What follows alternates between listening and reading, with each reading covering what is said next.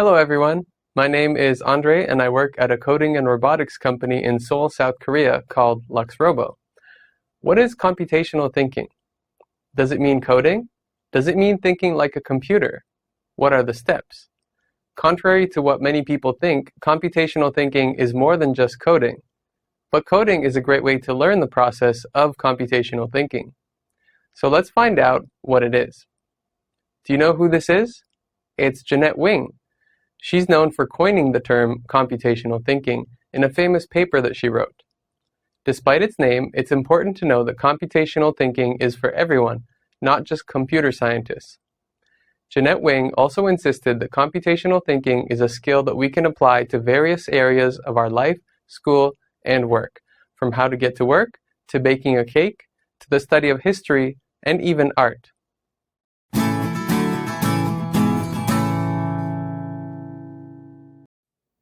Computational thinking is a thinking process. It's the process of using problem solving to get from your starting point to a solution. Let's take a look at the steps involved. The first is decomposition, followed by pattern recognition, then abstraction, and finally algorithms. But what is an algorithm? The word may sound unfamiliar or scary. What does it mean? It's a simple but powerful idea that helps us organize our thoughts and actions. An algorithm is a set of rules, steps, or code to solve a problem. There's no reason to fear algorithms, it's just a fancy word for something we all use every day. Algorithms are so powerful that they make computers and electronics possible. So here's an example of an algorithm for brushing our teeth. It's a series of steps in order. First, we put toothpaste on the toothbrush, then turn on the tap, wet the toothbrush, turn off the tap, and brush our teeth. After we're done, we rinse our toothbrush and our mouth and floss. So here's another version of our toothbrushing algorithm. It's a simple task, but it takes quite a few steps. Take a look at the algorithm here. Are all the steps included? It looks like it, but are they in the right order? I don't think so. I don't know anyone that puts their toothbrush in their mouth first and then puts toothpaste on it. So steps 3 and 4 are in the wrong order. If we switch them around, our algorithm is correct again. So here's an example of how we can use computational thinking to solve problems. Let's read the word problem first. A rock climber wants to know the height of a cliff. She measures the shadow of her friend who is 5 feet tall and standing behind the cliff. She also measures the shadow of the cliff. If the friend's shadow is 4 feet long and the cliff's shadow is 60 feet long, how tall is the cliff? So let's solve it together with computational thinking. Decomposition is the first step. Here we break the problem into smaller parts. We want to find the cliff height, and our only tool to do that is our friend who's standing next to the cliff. Next is pattern recognition. Here we find and recognize patterns. We see that our friend's shadow is shorter than her height. We expect that the cliff's shadow will also be shorter than its height. For the abstraction step, we highlight the important information so we can focus on it and ignore the rest. We want to know the cliff height. We know that our friend is 5 feet tall and standing next to the cliff. Her shadow is 4 feet and the cliff shadow is 60 feet. So finally, we make an algorithm, or a set of steps to solve the problem. You can see a few different approaches down below, and everyone got the same result, so it means that the algorithms are all correct, even though they use different approaches. Okay, so now it's algorithm quiz time.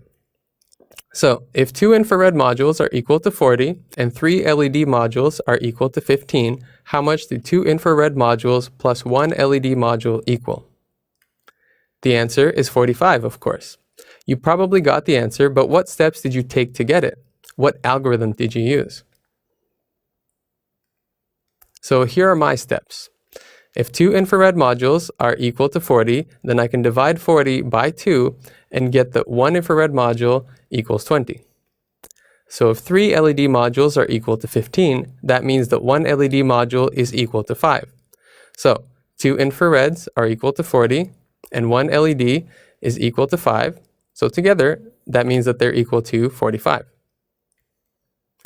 So let's apply our computational thinking to a practical problem. We'll use Modi and computational thinking to automate our actions. So first, let's think about the weather. How is the weather right now? How does the weather affect your actions? Does your behavior change when the weather changes? Let's think about how to make smart windows. We want to open our windows to get fresh air, but we don't want the house to get too cold. When it's sunny, it's warm, but when it's cloudy, it's a little chilly. When the wind is strong, it can blow in dust and leaves, and we don't like that. So, what do we need to do? So let's look at the information we need to complete the project first. Let's decompose. We want to open the windows to get fresh air. We can't let the house get cold. Sunny weather is great, so we don't need to worry about it. And we need to consider cloudy weather because it gets a little chilly. And we also want to avoid wind-blown debris. So let's find the patterns. We usually want the windows to be open when it's sunny. We need to adjust the windows in cloudy or windy weather. Now we need to use abstraction. We take out the parts we don't need and keep only the most essential information so we can make a simple and reliable algorithm. We want to maximize fresh air, but minimize cold air and wind-blown debris. This means that our window status should depend on two factors, sunlight and wind, which will be measured by the environment and infrared modules respectively. The motor controller and motor modules will open and close the windows. So here's our algorithm. We will open the windows as much as possible. If it's cloudy, don't open the windows 100%. If it's windy, close the windows. And here's our algorithm put into pseudocode. It's getting closer to the code blocks that you'll actually see in Modi Studio. And here are the modules that we need to complete the project. The display module isn't strictly required, but it's nice to have. It will show us the weather conditions. So here's the actual Modi Studio code. You can see that it's pretty easy to understand, right? It's simple. The gray boxes aren't even part of the code, so you can ignore them. They're just comments or notes for us to understand the code better. Okay, so we're going to start by connecting our modules, and they appear immediately. So I'm going to get an if block and drag it.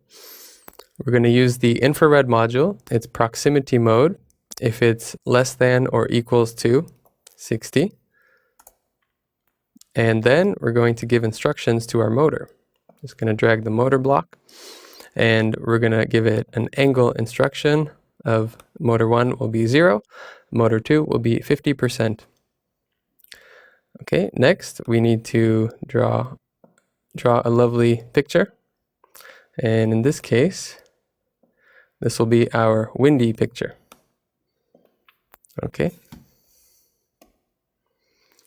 Next up, we need a delay. And I know about 500 milliseconds works well. That's half a second. Next. So that was our windy condition. Now we're going to use an else if block for our sunny condition. This one, we're going to look at the environment module.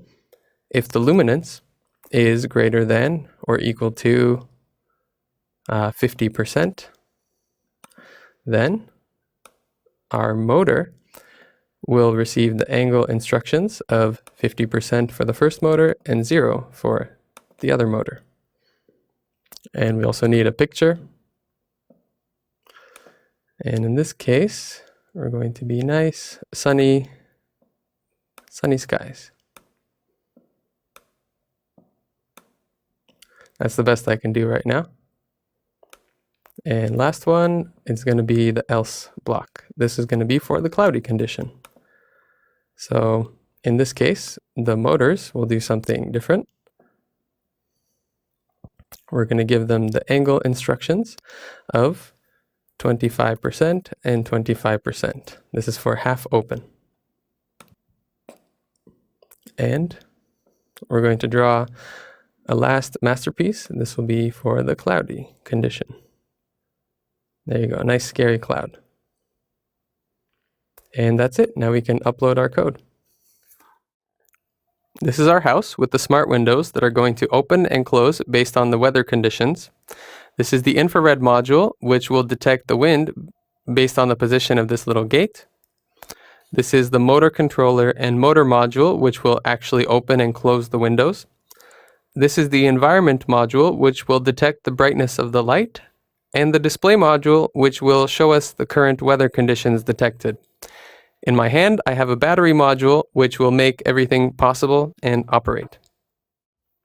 So I'm just going to connect the battery and power our creation. You can see we have power now, and the display module is showing that it's detecting cloudy weather because it's not particularly bright. But what if the sun comes out? Let's see. You can see that the display module changes and shows us the sunny icon, and the windows open 100%. What if it's windy? The wind would blow this little gate further from the infrared module, and you can see that it detects that and closes the windows. As well, the display module changes and shows us that the wind is blowing. And what if it's sunny, but then suddenly we have a gust of wind blowing? You can see that the windows close to protect the inside from wind-blown debris. So let's see how everything will work together. The infrared module detects if it's windy or not. The environment module detects light. And the display module will show the weather condition that is being detected by the environment module and the infrared module. The motors will open and close the windows according to our algorithm.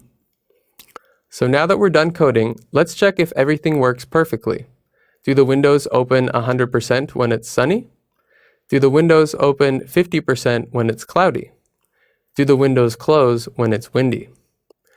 What other kind of weather condition would you like to add, and why? We can also control the windows in response to humidity. Maybe we only want to open the windows when it's not humid outside.